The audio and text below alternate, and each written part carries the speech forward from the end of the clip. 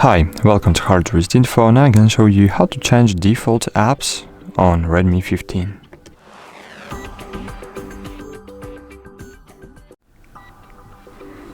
To do that, we should open Settings, then in Settings, scroll down, find here Apps,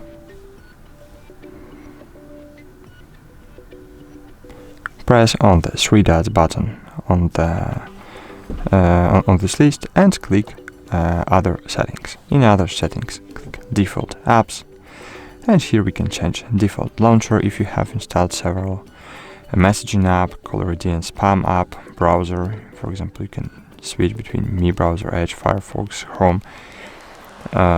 You can switch between default camera app, even gallery app. For example, I don't want to use Xiaomi gallery as a default. I want to use Google Photos, so I can make Google Photos as just default gallery app.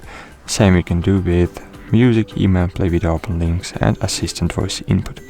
That's it. Hope this video was helpful for you. If it's true, please consider to leave a like and a comment below of this video. Bye.